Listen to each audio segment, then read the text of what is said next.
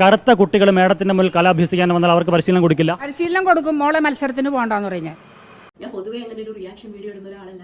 ഈ ഒരു വീഡിയോ കണ്ടപ്പോഴാണ് എനിക്ക് ടിക്രിക്ക് ഇതേപോലെ ഒരു ഒപ്പന സെലക്ഷനിൽ കളറിന്റെ പേരിൽ എന്നെ മാറ്റി നിർത്തിയ ഒരു അന്ന് സെലക്ഷൻ വന്ന ഒരു ഒപ്പന മാഷിന് ഓർമ്മ വരുന്നത്. അന്ന് പ്രകടമായിട്ട് ഈ ഒരു സ്കിൻ ടോണിന്റെ പേരിൽ മാറ്റിയെങ്കിലും അവിടെ നിന്ന് എല്ലാവർക്കും ഏകദേശം മനസ്സിലായിരുന്നു. ആദ്യം പുള്ളി എയർ സ്കിൻ ആയിട്ടുള്ള ആൾക്കാരെല്ലാം മാറ്റിയിട്ട് നമ്മളോട് പറഞ്ഞത് ഇപ്പൊ നിങ്ങൾ തന്നെ നോക്ക്, നിങ്ങൾ എത്ര മോശമായിട്ടാണ് കളിക്കുന്നത്, അല്ലെങ്കിൽ നിങ്ങൾ അവർ അത്ര എത്തുന്നുണ്ടോ, നമ്മൾ കണ്ടതാണ്. അപ്പോൾ ഇതുപോലുള്ള സത്യഭാമമാരും ഒന്നും ഈ സമൂഹത്തിൽ നിന്ന് ഇതുവരെ വിട്ടു പോയിട്ടില്ല. അപ്പോൾ സത്യഭാമ ഉറക്കെ ആരെയും പേടിക്കാതെ എന്തൊക്കെയോ എനിക്കാരും പേടിയില്ലാന്നോ അങ്ങനെ എന്തോ ഒക്കെ പറഞ്ഞത് ഉറക്കെയാണെങ്കിൽ ഈ വീഡിയോ കണ്ടിട്ട് എന്താ അവർ പറഞ്ഞതിൽ ശരിയില്ലേ, അങ്ങനെയല്ലേ എന്ന് പറഞ്ഞ ഒത്തിരി പേര് നമ്മുടെ ചുറ്റുപാടും ഉണ്ട്.